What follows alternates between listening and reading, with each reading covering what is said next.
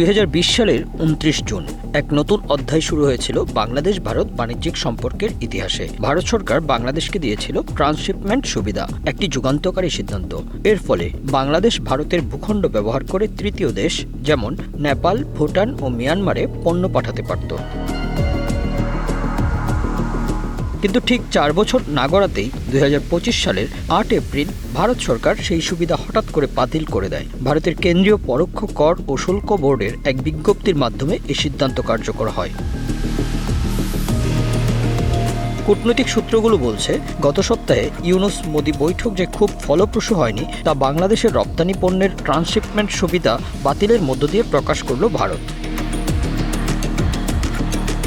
Transshipment সুবিধার অধীনে প্রতিদিন বাংলাদেশ থেকে প্রায় 20 থেকে 30টি ট্রাক দিল্লি বিমানবন্দরের কার্গো টার্মিনালে প্রবেশ করত। কিন্তু ভারতের গার্মেন্টস খাতের ব্যবসায়ীরা দীর্ঘদিন ধরেই অভিযোগ করে আসছিলেন, বাংলাদেশি পণ্যের কারণে কার্গো টার্মিনালে ভিড় বাড়ছে, প্লেন ভাড়া বাড়ছে আর তাদের রপ্তানি প্রতিযোগিতা হ্রাস পাচ্ছে।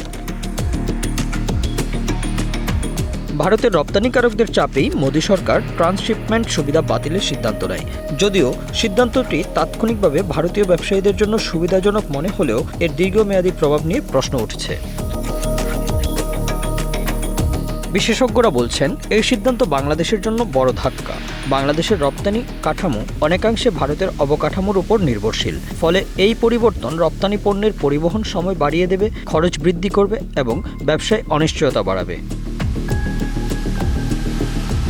সংশ্লিষ্টরা বলছেন, এটা শুধু বাংলাদেশের জন্য নয়, নেপাল ও ভুটানের জন্যও সমস্যা। তারা ভারতীয় পথ ব্যবহার করে বাংলাদেশে পণ্য পাঠায়। এখন এই সিদ্ধান্তে তাদের রপ্তানি কার্যক্রমও ব্যাহত হবে। বিশ্ব বাণিজ্য সংস্থার নিয়ম অনুযায়ী কোনো সদস্য দেশ ভূমিবেষ্টিত দেশের জন্য স্বাধীন ট্রানজিট সুবিধা বাধাহীনভাবে দিতে বাধ্য। অথচ ভারত ও বাংলাদেশ উভয়ই WTO এর সদস্য হওয়া সত্ত্বেও এই সিদ্ধান্ত সেই নিয়মের সঙ্গে সাংঘর্ষিক বলে মনে করা হচ্ছে। এই সিদ্ধান্ত শুধু ব্যবসার বিষয় নয়, এটি দুই প্রতিবেশী দেশের রাজনৈতিক সম্পর্কেও টানাপোড়েন সৃষ্টি করতে পারে। Bangla affairs news desk.